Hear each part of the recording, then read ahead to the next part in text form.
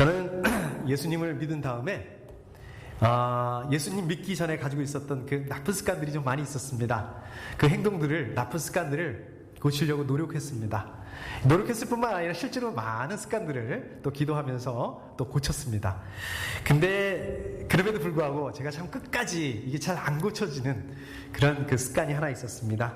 그게 뭐냐면 그 가요를 좋아했습니다. 저는 예수님 믿기 전에 가요를 좋아했는데 예수 믿고 또 그렇게 기도했는데도 이게 좀 찬양만 하면 좋겠는데 계속 그렇게 가요를 이렇게 습관적으로 못 고치고 계속 이렇게 가요를 많이 불렀습니다. 고쳐야지. 그런데 어느 순간에 저도 모르는 사이에 가요를 그냥 흥얼흥얼 하고 이렇게 저도 모르는 사이에 이렇게 가요를 부르고 있는 거예요. 그러면은 그냥 어디서 나타났는지 그냥 짝 저희 집사람이, 우리 사모님이 딱 나타나가지고 또 쓴물 나온다! 또 이렇게 얘기를 하더라고요. 예. 오늘 말씀, 이 말씀이죠. 우리 목사님 오늘, 좀 같이 이렇게 오시지는 못했지만, 이 목사님 저하고 같은 연배인데도 제가 20대 때 그 많이 불렀던 그 가요들을 우리 이 목사님 하나도 모르시더라고요. 굉장히 거룩하게 사셨던 것 같습니다. 아무튼 저는 그래서 오늘 이 말씀이 굉장히 아주 낯이 있고 굉장히 이 말씀을 잘 알고 있는 말씀이고 익숙한 말씀입니다. 그렇죠. 우리가 수도꼭지에서 수돗물이 나올 때 깨끗한 물만 나와야 되죠. 깨끗한 물이 나와야 되는데 수도꼭지에서 어떻습니까? 깨끗한 물이 나오면서 같이 더러운 물이 나오면 어떻게 되겠습니까? 섞여서 나오면 어떻게 되겠습니까? 이미 깨끗한 물이 아니죠. 그거는 더러운 물이 될 수밖에 없습니다. 자, 그러면 오늘 말씀은 그 말씀일까요? 오늘 말씀은 어떤 말씀일까요? 우리가 예수님 믿으면서 좋은 습관도 가지고 있고 우리가 하나님 믿으면서 나쁜 습관도 가지고 있으면 안 된다. 지금 이거를 말씀하시는 걸까요? 저는 하도 그게 세가지고 제 경험이 세가지고 저는 상당히 오랫동안 이 말씀을 그렇게 알고 있었습니다. 우리가 하나님 믿으면서 좋은 습관, 나쁜 습관 가지고 있으면 안 되고 좋은 습관만 가져야지 이렇게 생각을 하고 있었습니다. 굉장히 오랫동안 그렇게 오해를 하고 있었습니다. 아니죠. 10절 말씀, 바로 앞에 부분만 봐도 그게 아니라는 걸 금방 알 수 있는데 10절 말씀에 보면 같은 입에서 찬양도 나오고 저주도 나옵니다. 이렇게 말씀하고 있습니다. 그럼 뭘까요? 단물, 쓴물, 우리가 이제 감이 잡히시죠? 단물은 우리가 하나님 믿으면서 그리스도인으로서 하나님을 찬양하는 그 찬양을 말하는 거겠죠? 그 다음에 또 쓴물은 뭐겠습니까? 우리가 하나님 믿으면서도 언제는 하나님을 찬양하고 우리가 이렇게 예배 와서는 거룩하게 하나님을 찬양하고 또 그냥 나 혼자 있다고 집에 가서는 그냥 저주하는 말을 하고 이러면 안 된다. 지금 그 말씀하고 있는 거죠. 이 말씀을 왜 여기다 말씀하고 있을까요? 왜 야고보서 이렇게 성경에다가 왜 이런 말씀을 하고 있을까요? 실제로 그런 사람들이 있었으니까, 그런 사람들이 많이 있었으니까 그 말씀을 하고 있다. 사실은 제가 좀 너무 좀 설교가 길어서 항상 설교를 좀 줄여보려고 노력하면서 가만히 생각해 보니까 이게 본문이 길어지면은 설교가 길어지는 것 같더라고요. 그래서 오늘은 본문을 이렇게 짧게 잡아서 11절, 12절만 이렇게 잡았는데 사실은 요거 가지고는 이해가 안 됩니다. 오늘 이 말씀은 3장 1절부터 12절 이렇게 다 이렇게 쭉 연결되어 있는 말씀입니다. 그래서 오늘 말씀은 3장 1절 말씀으로 가봐야 됩니다. 거기를 잠깐 가보도록 하겠습니다. 여러분은 선생이 되려고 하는 사람이 많아져서는 안 됩니다. 이렇게 말씀하고 있습니다. 이 말씀 어떻습니까? 여러분 어떠세요? 여러분은 선생이 되려고 하는 사람이 많아서는 안 됩니다. 좀 낯선 말씀이죠? 저는 늘 이거하고 반대로 말씀드리잖아요. 여러분 전부 다 선생님이 되셔야 됩니다. 제가 늘 이렇게 말씀하시죠? 성경 공부를 인도하실 수 있어야 됩니다. 성경 공부 좀 인도해 보세요. 예수 그리스도의 제자로서의 삶을 살아야 됩니다. 제가 늘 이렇게 말씀드리죠. 성경 말씀 배우지만 마시고, 요즘은 성경 공부를 할 수 없는 상황이지만 성경 공부 배우지만 마시고 성경 공부를 인도하셔야 됩니다. 제가 늘 이렇게 말씀드리거든요. 어떻습니까? 오늘 이 말씀 1절 말씀하고 이렇게 비교해 보면 제가 그동안 완전히 반대로 말씀드렸네요. 잘못 말씀드렸네요. 과연 그럴까요? 그 말씀하고 있는 걸까요? 제가 조금 있다가 그 부분 말씀드리겠습니다. 아까도 말씀드렸던 것처럼 오늘 본문 말씀 11절 12절 말씀은 여기 1절 말씀, 여러분은 선생이 되려고 하는 사람이 많아서는 안 됩니다. 이 부분하고 연결이 됩니다. 사실은 이 부분부터 시작이 된다고 보시면 됩니다. 자, 그렇다면 왜 여러분은 선생이 되려고 하는 사람이 많아서는 안 된다고 그렇게 얘기를 했을까? 왜 선생님이 되지 말라고 이렇게 얘기를 했을까? 가르치는 사람이 되지 말라고 했을까? 그 다음에 보면 바로 이유가 나옵니다. 가르치는 사람인 우리가 더 큰 심판을 받을 것입니다. 이렇게 말씀하고 있습니다. 여기서 보시면 가르치는 사람인 우리가 이렇게 말씀하고 계시죠? 가르치는 사람하고 우리하고 어떻습니까? 같은 사람입니다. 이거를 좀 유식하게 동격이라고 얘기를 하지 않습니까? 그러니까 가르치는 사람이 우리예요. 그럼 우리가 누구죠? 우리 모든 사람? 아니에요. 편지를 쓰고 있는 우리 누굽니까? 야고보하고 교회, 예루살렘 교회의 리더들을 말씀하고 있는 것입니다. 교회 리더들을 말씀하고 있는 것입니다. 그러니까 가르치는 사람은 누구예요? 교회 리더를 말하는 거다. 왜 그러면 가르치는 사람, 교회 리더가 되지 말라고, 많은 사람이 되면 안 된다. 왜 그럴까요? 가르치는 사람인 우리가 더 큰 심판을 받을 것입니다. 교회 리더들은 어떻다고요? 더 큰 책임감을 가져야 한다. 더 큰 책임감을 가진다. 그래서 그렇게 하지 말아라, 이 말씀입니다. 자, 그 다음에 계속해서 2절 말씀, 2절을 보면 뭐라고 말씀하고 있습니까? 우리는 다 실수를 많이 저지릅니다. 여기서도 우리라는 말씀을 쓰고 있는데요, 여기서 우리는 1절에 우리하고는 조금 다릅니다. 2절에서 우리는 누구를 말하냐면 모든 사람들, 그러니까 모든 사람들을, 우리 모두는 누구나 다 실수를 많이 저지르는 그런 존재다. 어떤 실수를 저지를까요? 뭐 실수 많이 하죠. 그 중에서도 여기서 말하고 싶은 거는 어떤 실수요? 말의 실수를 많이 할 수 있다. 그렇죠. 거기다 어떻습니까? 가르치는 사람, 저처럼 이렇게 말을 많이 하는 사람은 거기 말에서 말 실수를 할 수가 있다. 그렇기 때문에 신중하게 말을 할 수 있어야 된다. 그러니까 1절은 어떻습니까? 가르치는 사람, 교회 리더들에다 포커스를 맞추고 있다가 2절로 오면서 이게 어디로 딱 이렇게 넓어지고 있습니까? 교회 안에 모든 사람들로 이렇게 넓어지고 있어요. 교훈이. 교회 안에 모든 사람들을 염두에 두고 말씀하고 있습니다. 자, 그러면서 어떻게 이어가고 있느냐? 제가 본문을 읽거나 보지는 않겠습니다. 잠깐 이렇게 요약을 해서 설명을 하면 그 다음에 어떻게 이야기를 이렇게 말씀을 전개하고 있냐면, 말의 재갈, 말 아시죠?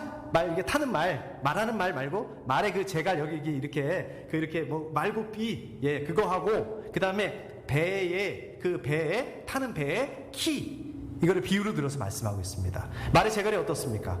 말의 재갈은 말에 비하면, 말이 굉장히 덩치가 크잖아요? 말에 비하면 굉장히 작은 존재입니다. 그러나 그 큰 말을 조종을 하죠. 말의 재갈을 어떻게 움직이느냐에 따라서 말이 가기도 하고 쓰기도 하고 왼쪽으로 가기도 하고 오른쪽으로 가기도 하고. 또 배의 키는 어떻습니까? 배가 무슨 뭐 나룻배같이 조그만 배도 있지만 어마어마하게 큰 배들이 있지 않습니까? 우리 집채만한 그런 배들도 있지 않습니까? 그런 배를 조종하는 게 뭐라고요? 다른 게 아니라 그 조그만 키가 큰 배를 조종한다. 그렇다는 말씀입니다.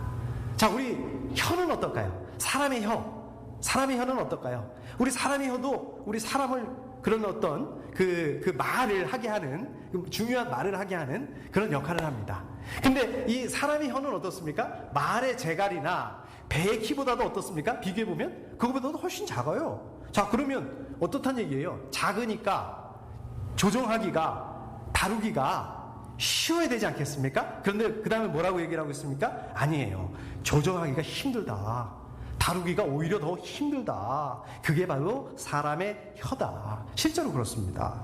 우리 손으로는 어떻습니까? 손으로는 사람을 죽이기가, 이런 표현 들어서 죄송합니다. 사람을 죽이기가 쉽지가 않아요. 근데 어떻습니까? 우리 혀로, 말로는 어떻습니까? 한꺼번에 여러 사람들을 그냥 뭐라고 그럴까요? 모독을 할 수가 있어요. 모독하는 말을 할 수가 있어요.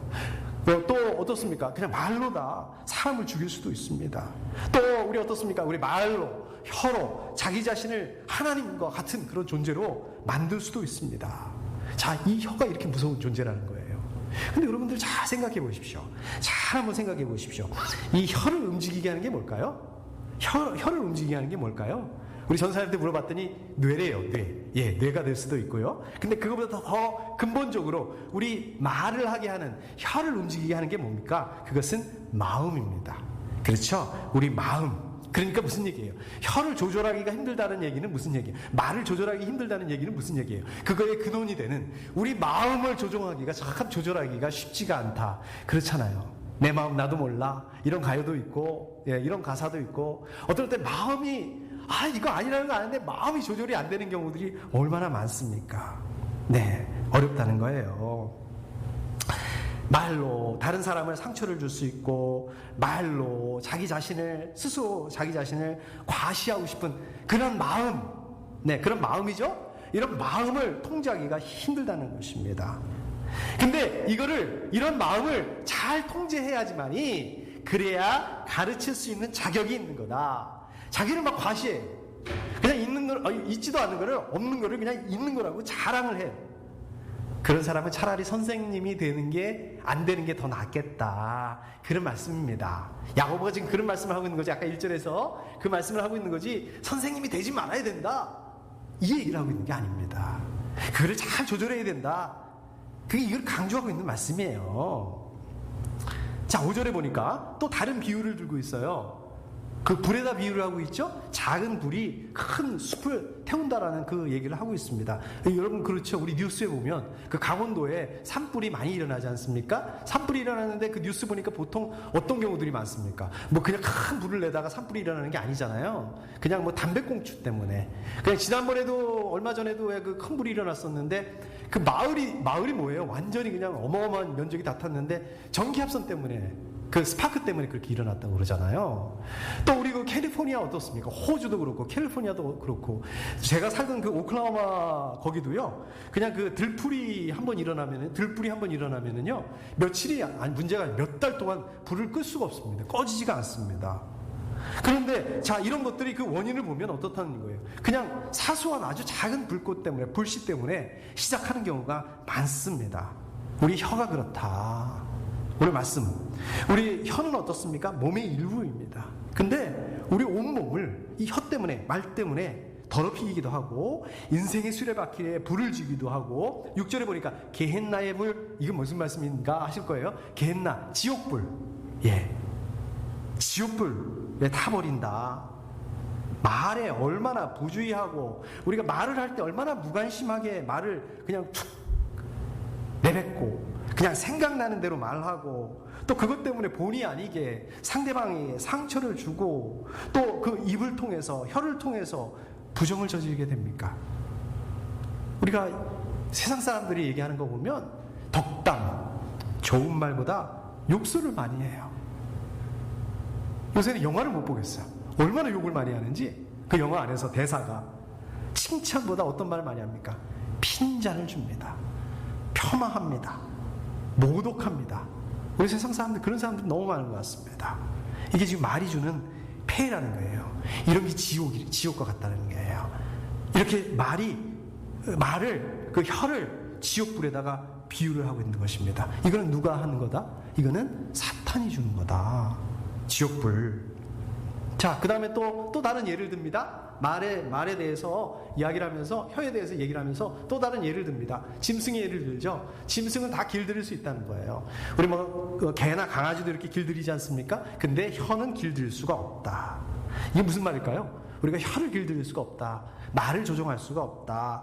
더 정확하게 말하면 뭐라고요? 아까도 말했듯이 그 혀를 주장하는 거, 말을 주장하는 게 뭐라고 그랬습니까? 근원은 마음이라고 그랬잖아요. 우리가 말을 조절할 수가 없다. 아니, 마음을 조절할 수가 없다. 마음을 통제하기가 참 어렵다. 이 말씀하고 있는 것입니다. 그러니까 적극적으로 우리가 의에 길들여지지 않고, 선한 말, 선한 거에 그렇게 길들여지지 않는 그러한 그 혀는 어떻다고요? 그런 말들은 악을 토해낸다는 겁니다. 다른 사람에게 피해를 줄 수 있는, 다른 사람을 죽일 수도 있는 독을 뿜어낼 수밖에 없다. 자, 이게 궁극적으로 무슨 문제라고요? 혀의 문제가 아니라, 말의 문제가 아니라 우리의 마음의 문제라는 것입니다. 그런데 하나님을 믿는 사람이 이렇게 하면 안 되는 거 아니냐. 지금 지옥불에서 나오는 그런 그 삶을 태우는 그 불꽃과 같은 그런 말, 그런 혀, 그런 말로 저 여러분들의 그 삶을 태워버려서는 안 된다. 마음을 조절해야 된다. 말을 조절하고 마음을 조절하고, 그래서 더러운 말, 불결한 말, 불의한 말, 악한 말, 이거는 사단한테 나오는 말이니까 이런 것들을 피해야 된다. 사람들에게 유익을 주는 그런 말을 해야 된다. 지금 3장에서 계속해서 그 말씀을 하고 있습니다.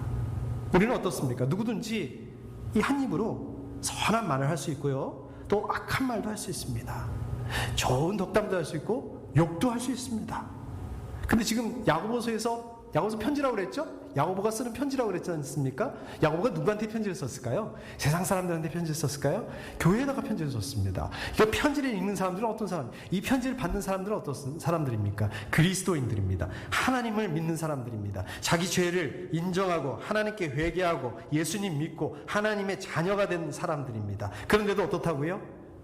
혀가 불의의 도구가 돼서 하나님과 전혀 관계없는 지옥불을 나르는 그런 도구를 혀를 그런 도구를 만들어버리면 그러면 안 된다. 하나님을 찬양하고 하나님을 찬송해야지 저주가 웬 말이냐, 이 말씀하고 있는 것입니다.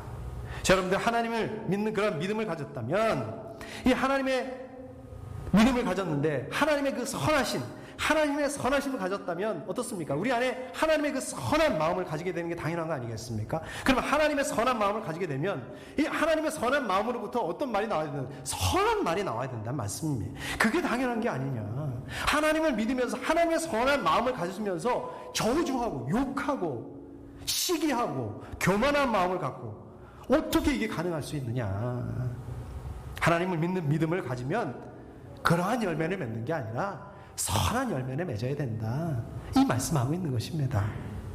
자, 이제 11절 12절 좀 거기를 좀 집중적으로 다시 한번 봐보도록 하겠습니다. 11절 제가 다시 한번 읽어보겠습니다. 샘이 한 구멍에서 단물과 쓴물을 낼 수 있겠습니까? 그렇죠? 아까도 말씀드린 것처럼 이거는 그 뜻이라고 그랬죠. 앞에 10절 보면 한 입에서 찬송과 저주는 전혀 어울리지 않는다. 그거는 완전히 반대되는 상반된 내용인데 그거를 어떻게 그렇게 할 수 있느냐, 이 말입니다. 이거를 물어보고 있는 겁니까? 물론 이렇게 퀘스천 마크, 질문 형식을 취하고 있지만 이거는 질문이 아니라 뭡니까? 이거는 안 된다, 이거는 절대 있을 수 없는 일이다, 이 얘기를 하고 있습니다. 근데 이게 비유라고 말씀드렸죠? 비유인데 하필 샘의 비유를 하고 있습니다. 여러분들 잘 아시다시피 이스라엘 땅은 어떤 땅입니까? 이 물이 귀한 지역이죠. 그래서 굉장히 샘이 중요하다고 그러지 않습니까? 어느 정도 중요하냐면 샘이 있어야지 사람들이 이렇게 모인대요. 그러니까 샘이 있는 곳을 중심으로 해서 사람들이 모여 살고, 그러다 보니까 어떻습니까? 샘이 있어야지 거기가 이제 도시가 형성이 된 그 정도라고 합니다.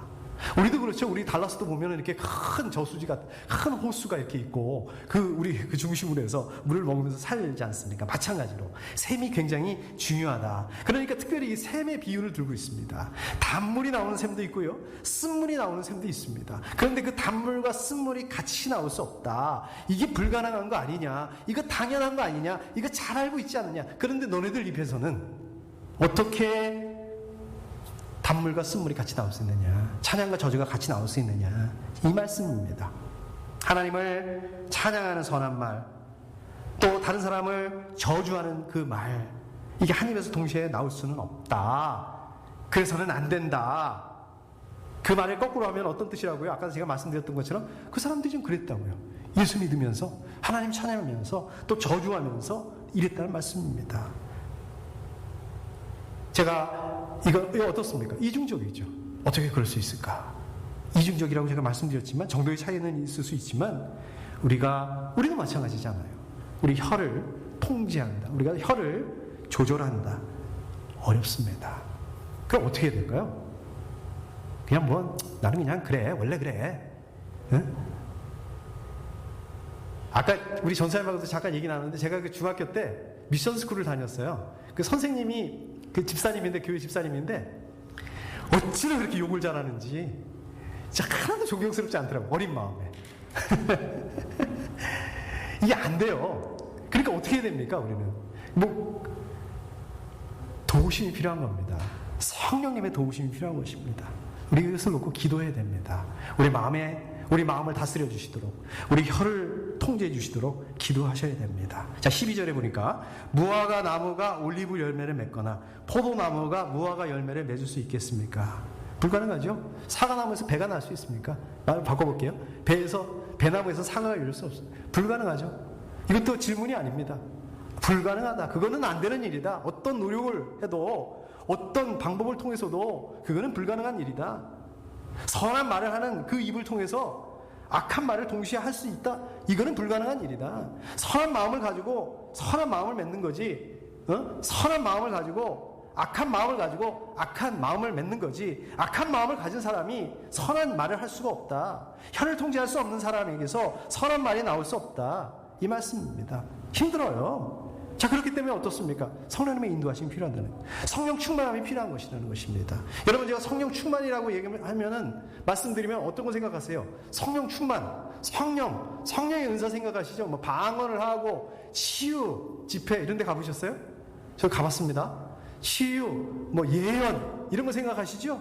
그러나 성령의 열매, 갈라디아서 5장 25절, 성령의 열매가 뭡니까? 갈라디아서 5장 22절에서 뭐라고 말씀하고 있습니까? 성령의 열매는 사랑과 기쁨과 화평과 인내와 친절과 선함과 신실과 23절 온유와 절제입니다. 이런 것들을 막을 법이 없습니다. 우리가 성령의 인도하심을 받으면 뭐가 나온다고요? 네, 사랑, 또 기쁨, 화평, 이런 것밖에 안 나온다는 거예요. 이런 열매가 열릴 수밖에 없다는 거예요. 우리 안에 성령이 주관하시면, 성령 충만함으로 있으면, 우리가 예수님을 믿는 사람이 그 입에서 하나님을 찬양하는 말, 하나님의 형상대로 지으심을 받은 그 우리들이, 그 사람들을 또 축복하는 말, 이것들이 나와야 된다. 이게 당연한 것이다. 라고 말씀하고 있는 것입니다.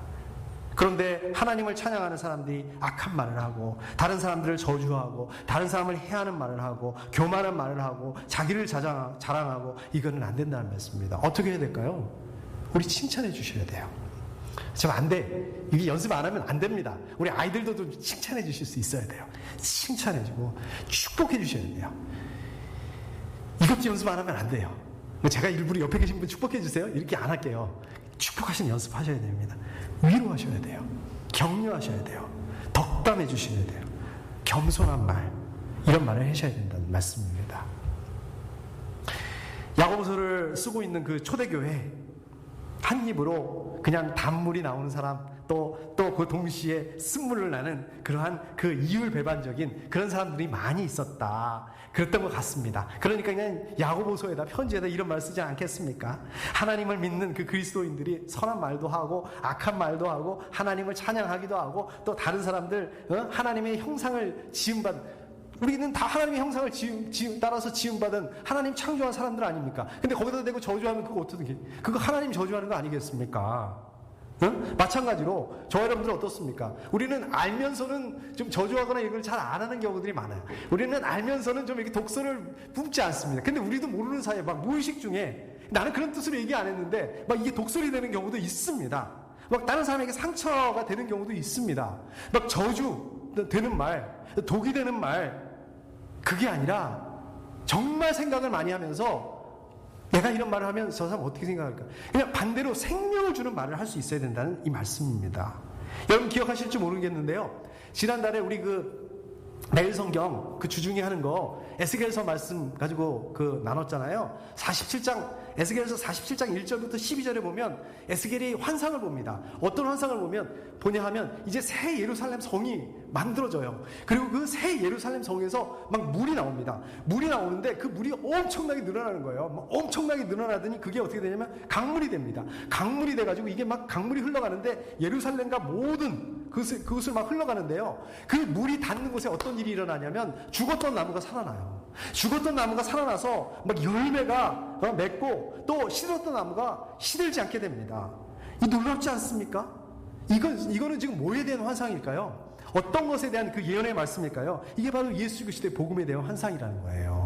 이게 바로 성령 충만으로 어떻습니까? 우리가 예수 그리스도의 복음을 갖게 되고, 우리가 성령 충만하게 된다면 이러한 생명을 얻게 되고, 우리가 영적인 그러한 그 풍성한 열매를 맺는 것, 그것들을, 그 환상을 보여주시는 그 말씀 아니겠습니까? 여러분, 이번 달에 우리 매일 성경 고린도전서 말씀 묵상하고 있는데, 고린도전서 3장 16절, 고린도전서 6장 19절에 보면 우리가, 여러분들이 뭐라고 말씀하고 있습니까? 저 여러분들이 성전이라고 말씀하고 있습니다. 무슨 성전? 성령께서 거하시는 성령의 전이라고 말씀하고 있습니다. 성전. 그러면 저와 여러분들 안에서 뭐를 내보내야 될까요? 우리 안에 성령이 계시면 어떻습니까? 아까 그 성령의 열매들, 사랑과 희랑과 화평과 이런 것들을 내보내야 되는 게 아니겠습니까? 우리가 성령 때문에 어떤 것들이 나오겠습니까? 선한 말이 나오고 선한 열매들을 맺어야 되지 않겠습니까? 세상 사람들이 어떻습니까? 요즘에 얼마나 힘듭니까? 이 코로나 바이러스 때문에 힘들고 참 그 어려워하는 이 사람들을 우리가 소송해 줄 수 있는 이런 책임감이 있다는 거예요. 이 사람들에게 생명의 열매를, 생명의 샘물을 흘려보낼 그런 의무가 있다는 말씀입니다. 어떻게? 저희들의 입을 통해서 세상 사람들을 살릴 수 있어야 된다는 얘기예요. 생명의 말씀을 흘려보낼 수 있어야 된다는 말씀입니다. 상처받고 낙심한 사람들에게 그런 사람들을 위로하고 격려할 수 있는 그런 말들을 해야 된다는 말씀입니다. 절망 가운데 있는 사람들 얼마나 어렵고 힘든 상황입니까? 뭐 건강뿐만 아니라 경제도 마찬가지 경제도 어렵잖아요. 이런 사람들에게 우리가 소망의 그 말을 할 수 있어야 된다는 말씀입니다. 저 여러분들 안에 계신 성령께서 주시는 이 생명의 말씀을 말할 수 있어야 된다는 말씀입니다. 우리가 생명샘이 돼야 돼요. 우리 교회 이름 너무 잘 지었습니다. 생명샘이, 우리 자신들이 생명샘이 돼야 된다는 말씀입니다. 코로나 바이러스 때문에 고통받고 있지만 저 여러분들 때문에 이 세상 사람들이, 이 세상이 생명수가 차고 넘쳐서 아까 그 에스겔의 그 예언처럼 정말 강을 이루고 저 여러분들 때문에 풍성한 이 생명의 열매를 맺을 수 있어야 된다. 어떻게? 저 여러분들의 말을 통해서, 저 여러분들의 삶을 통해서 그게 가능하고 시작이 될 수 있어야 된다. 오늘 말씀이 이 말씀입니다. 오늘 임상원 목사님 오늘 못 오셨지만 임상원 목사님 대표기도 할 때 매주마다 대표기도 하시잖아요. 대표기도 하실 때마다 이렇게 기도하세요.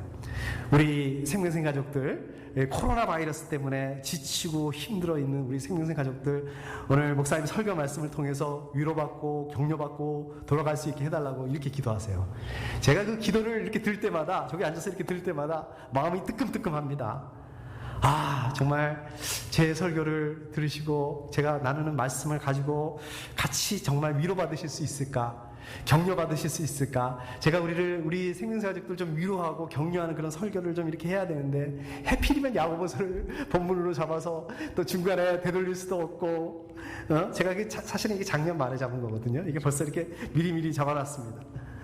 근데 야고보서는 어떻습니까? 첫 시간에도 말씀드렸듯이 야고보서는 이것도 해야 되고 저것도 해야 되고 이거는 하면 안 되고 저거는 하지 말아야 되고 뭐 이런 거가 많으니까 이거는 뭐 위로나 격려는커녕 정말 이것도 지문 하나 더 얹어드리는 거 아닌가? 제가 자책하는 마음이 많이 듭니다. 참 우리 생명가족들 여러분들 어려우신데 참 어떻게 하면 좀 위로하는 말씀, 격려하는 말씀 나눌 수 있을까? 지금 제가 말은 안 하지만 저도 굉장히 많이 고민을 합니다. 근데 이렇게 말씀을 보면, 제가 말씀을 준비하다 보면 그냥 이게 말씀을 통해서 여러분들 비난하는 것 같고 하필이면 야고보서 콕 집어가지고 말이야, 이런 걸 뭐라 그래요? 이거 무슨 설교라고 합니까? 이거 표적 설교라고 그러잖아요. 아닙니다. 저는 그 표적 설교하는 거 아니고 정말 여러분들 그 힘들고 어려운 상황들 가운데서 잘하고 계십니다. 제가 위로해드리고 싶고 격려해드리고 싶고 정말 축복합니다. 제가 지난주에도 말씀드렸잖아요. 저 여러분들 때문에 정말 자랑스럽고 저 여러분들 이렇게 같이 제가 담임 목사라는 게 정말 자랑스럽습니다. 기쁩니다. 제가 지난주 중에 하워드 스나이더라는 분이 쓰신 책인데요. 교회 DNA라는 책이 있고요. 또 Liberating the Church, 그 다음에 또 하나는 새로 세워가는 교회 공동체. 한 주 동안에 책을 3권이나 읽었습니다. 대단하지 않습니까? 아이고, 자랑하면 안 된다고 또 지입을 해놓고 또 지자랑하네. 이제 속으로 그러실지 모르겠지만, 자랑은 아니고요. 이 책이 일단 두껍지가 않고요. 이 책이 전부 다 그 교회에 대한 그런 책입니다. 그 교회의 본질에 대해서 우리가 어떤 교회를 세워가야 되나. 사실 이 하워드 스나이더라는 이 분이 학자입니다. 이 교회의 본질에 대해서 또 교회의 사명에 대해서 연구한 학자고, 또 그 관련해서 이쪽 관련해서 책을 많이 쓰신 분이기도 합니다. 제가 목사잖아요. 그러다 보니까 교회에 관한 책들이다 보니까 더 많이 보게 되고 또 더 열심으로 읽게 되고 또 더 관심이 가고 더 손이 가고, 그래서 좀 이렇게 많이 읽었던 것 같습니다. 어쩔 수 없습니다. 요즘에 교회를 걱정하시는 분들이 많습니다. 뭐 교회 하니까 우리 생명생 교회를 포함해서 우리 또 한국 교회, 우리 미국 교회 할 것 없이 요즘에 힘들잖아요. 맞습니다. 아주 힘듭니다. 여러분들도 힘들지만 교회도 참 힘든 것 같아요. 제가 지난 그 주말에 목요일인가 금요일인가 우리 지역 뉴스를 보니까 이 지역에서도 우리 한인교회 중에서도 확진자가 나왔다고 그러더라고요. 또 그것 때문에 그 교회 다시 이제 온라인 예배로 이렇게 드리기로 했다는 그 소식을 본 적이 있습니다. 제가 지난주 중에 이 지역 목사님들하고 코로나 바이러스 이후에 우리 교회들은 어떻게 바뀔 것인가 이것들을 좀 고민하다가 그거 한번 세미나 한번 해봅시다. 그래서 지금 세미나를 또 이렇게 좀 계획을 하고 있기도 합니다. 자, 그런데 이 교회가 왜 힘들까? 그냥 요새는 그냥 신방도 못하고 별로 할 일 없으니까 그냥 아무것도 못하니까 집에서 그냥 교회에서 그냥 쓸데없는 생각만 하나 보다 이렇게 생각하실 수 있는데 교회가 왜 힘들어? 다 힘드니까 힘들지. 근데 제가 좀 그런 생각이 들더라고요. 교회가 힘들다 하는데 교회가 왜 힘들까? 그럼 교회는 뭘까? 제가 진짜 놀랬던 게 하나 있습니다. 지금 5년이 더 지났지만 제가 저희 교회에 처음 이렇게 왔을 때 진짜 깜짝 놀랐던 거는 우리 생명생 가족들 이렇게 처음 뵀을 때 교회에 대해서 정말 정확하게 아시고 계시더라고요. 교회가 뭐냐? 이렇게 얘기했을 때 교회는 건물이 아니다. 다들 이렇게 말씀하시더라고요. 아니 이걸 어떻게 아셨을까? 이것들 다들 이렇게 아시고 또 다들 이렇게 말씀하시더라고요. 맞습니다. 이 많은 분들이 교회하면 뭘 떠올립니까? 교회하면 당연히 교회 건물 그걸 생각하고 교회 건물을 떠올리죠. 근데 우리 성경을 보게 되면 교회는 건물이 아닙니다. 건물을 교회라고 말하는 게 아닙니다. 교회는 뭡니까? 그럼 교회는 뭡니까? 모임이에요. 모임. 사람들의 모임이에요. 그냥 사람들이 그 친교 모이면 안 되고 그 모임의 중심에 누가 계셔요? 예수 그리스도께서 중심이 되는 예수 그리스도를 믿는 그리스도인들의 모임입니다. 공동체입니다. 이게 교회예요.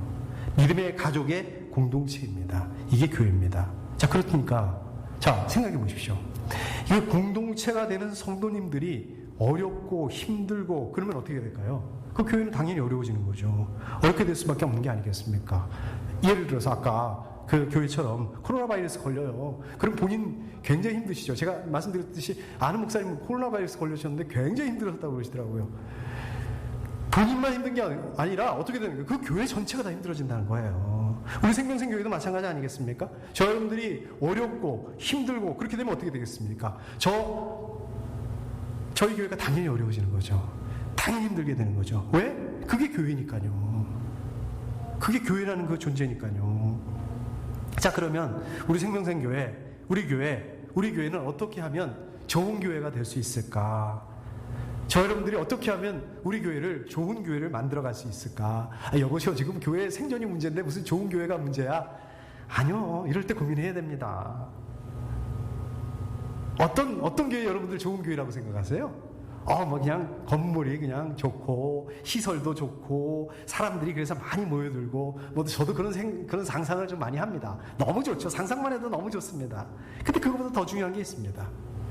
건강한 교회입니다. 제가 생각하기에 좋은 교회는 건강한 교회입니다. 우리 권사님도 이렇게 신방하고 제가 이렇게 찾아뵈면 권사님 걱정이 많으세요. 우리 교회는 많은 분들이 모이지 못하셔서 막 그냥 끌탕을 하세요.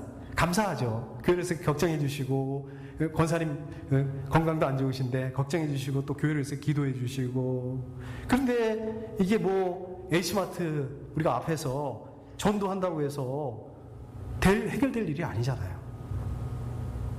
그러면 얼마나 좋겠습니까? 그렇게 해서 해결되면 얼마나 좋겠습니까?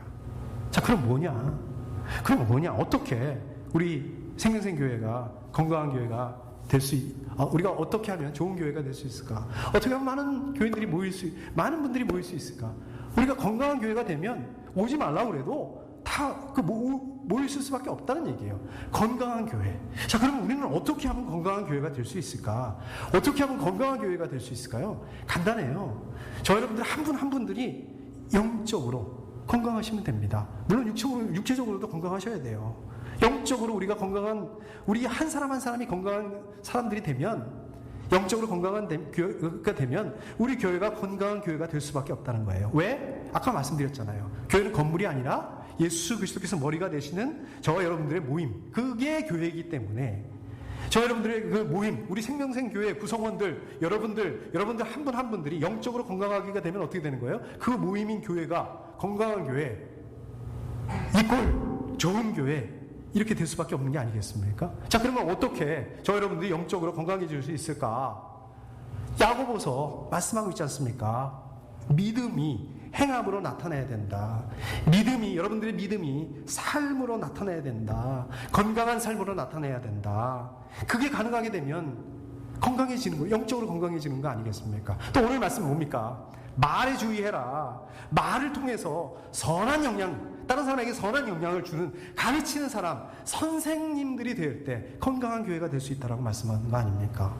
에이, 나는 뭐 신학교를 다닌 것도 아니고 성경을 많이 읽은 것도 아니고 그렇다고 해서 뭐 기도를 열심히 할 수 있는 그런 상황도 아니고 나는 선생님이 될 수 없다. 속으로 이렇게 생각하고 계시죠?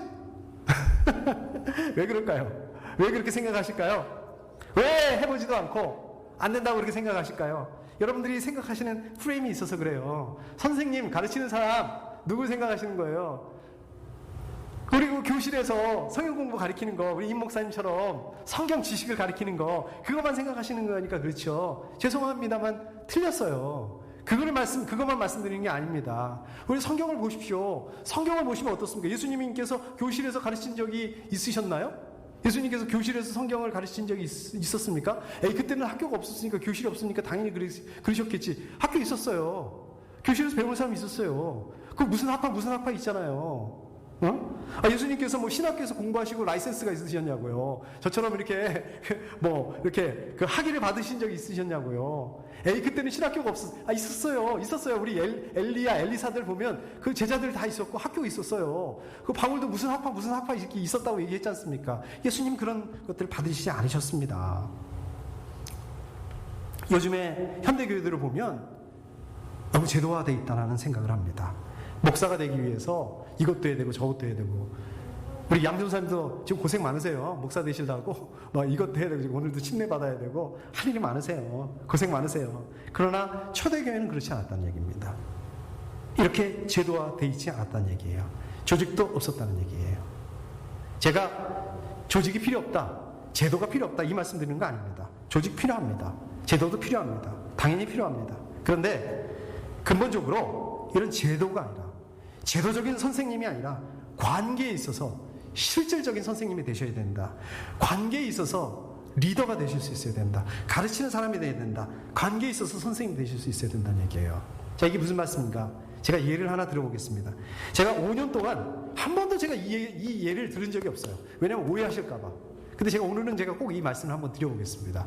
제가 그 한국에 있었을 때 그 다니던 교회가 인천에 있는 교회였습니다. 조그만 교회예요. 저희 교회 정도밖에 안 되는 것, 한 30명 정도 이렇게 모이는 교회였고요.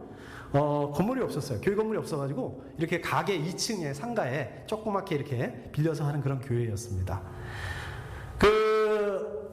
이제 주일 예배를 이렇게 드리고 뭐 얼마 안 되니까 예배를 마치고 나면은 항상 뭐를 먹었냐면 메뉴는 똑같습니다. 잔치국수 먹었어요. 저는 굉장히 성경적이라고 생각해요. 여러분, 예배가 뭡니까? 잔치잖아요. 잔치 끝났으니까 잔치국수 먹는 건 당연하죠.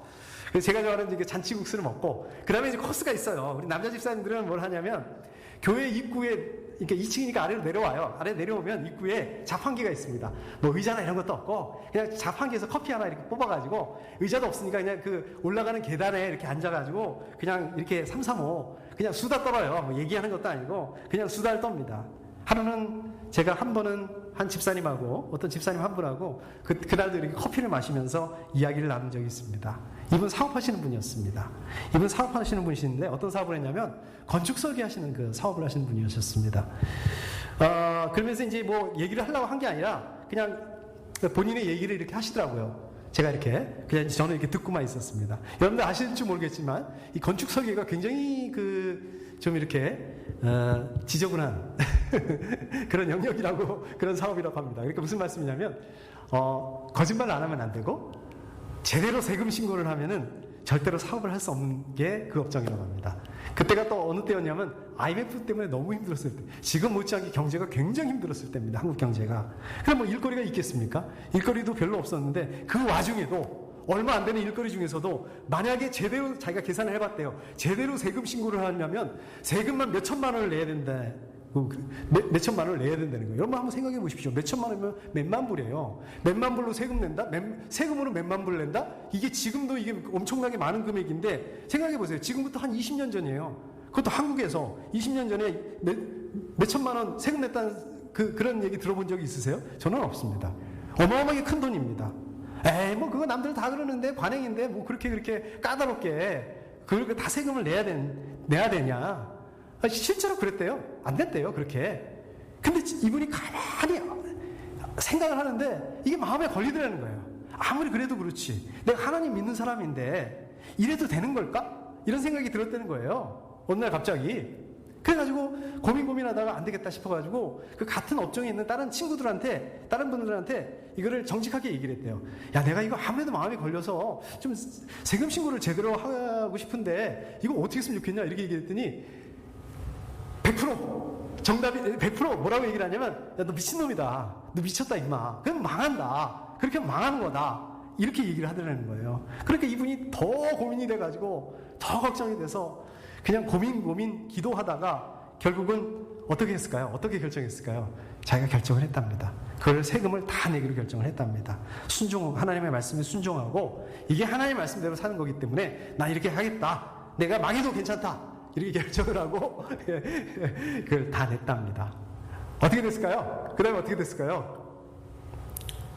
안 망했으니까 제가 얘기를 하죠. 다행히 이분 표현에 의하면 다행히 망하지가 않았답니다. 이분이 그 사업장이 그 서대문구 연희동에 있었는데 그 뒤로 사업이 본착이 됐어요. 그래서 강남으로 이사 갔습니다. 요거는 얘기를 들은 게 아니라 제가 아는 거죠. 같은 교회 다녔으니까. 물론 이러다가 진짜 망하는 경우도 있을 거예요. 제가 지금 말씀드리고 싶은 거는 오해하지 마십시오. 제가 말씀드리고 싶은 거는 세금 잘 내라. 세금 잘 내면 이렇게 성공한다. 이거 아닙니다. 지금 이거를 말씀드리려고 하는 게 아닙니다. 이거 오해하실까봐 제가 얘기를 한 번도 안 한 거예요. 그게 아니고요. 지금 말씀드리고 싶은 거는 이 폼에 대해서 얘기하고 싶은 거예요. 저는 이분의 이 얘기를 평생을 잊지 못하고 있습니다. 자, 생각해 보십시오. 이분은 어떤 분이에요? 그냥 저처럼 이렇게 신학교 다니고 신학 공부하고 또 저처럼 이렇게 목회하고 목사 아니에요. 그냥 집사님이에요. 그냥 사업하시는 분이에요. 그렇다고 그 무슨 성역 공부 가르친다고 교실에서 얘기한 거 아니에요. 그냥 예배 끝나고 밥 먹고 나서 그냥 옹기종기 앉아가지고 커피 마시면서 의자도 아니고 계단에 앞에서 의자에 앉아가지고 그렇게 하신 거예요. 뭐 거기서 자기 간증 집회한 거 아니에요. 그냥 거기 앉아가지고 입구에 앉아서 뭐 저한테 교훈의 얘기를 해주려고 멘토링 해주려고 이거 잘 들어 뭐 이제 이런 얘기를 한 것도 아닙니다. 그냥 평소처럼 수다 떨다가 그냥 아무 생각 없이 뭔 얘기가 나온 김에 그냥 그 얘기를 한 겁니다. 그런데도 저는 그 집사님과 그 집사님의 얘기를 잊을 수가 없습니다. 저는 그날 목사님이 어떤 설교했는지 기억이 안 나요. 근데 그 집사님의 이야기를 잊을 수가 없습니다. 그리고 저도 마찬가지로 그렇게 살려고 노력합니다. 물론 저도 못하는 경우만 세금을 어떻게 몇 천만 원 내요? 못 내죠. 그러나 최소한 노력을 해요.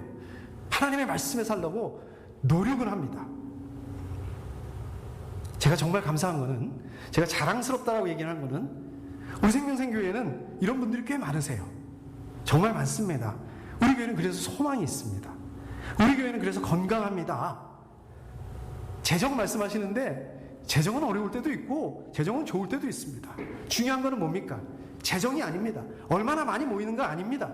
영적으로 건강한가 건강하지 못한가 이게 중요합니다. 여러분 영적으로 건강한가 건강하지 못한가 어떻게 알 수 있다고요? 여러분 한 분 한 분들이 어떠한 믿음의 열매를 맺느냐 어떠한 삶을 살고 감당하고 계시는가 지금 다 어려운데 어떻게 살고 이걸 어떻게 감당하시는가 지금 다 어려운데 어떤 그런 말의 열매를 오늘 말씀처럼 맺는가 이거를 통해서 건강한가 건강하지 않는가 건강하다라는 것을 드러낼 수 있다는 말씀입니다. 이번 한 주간 이 믿음의 열매 말씀의 열매 말의 열매를 다 맺으실 수 있기를 축복합니다. 우리 함께 기도하겠습니다.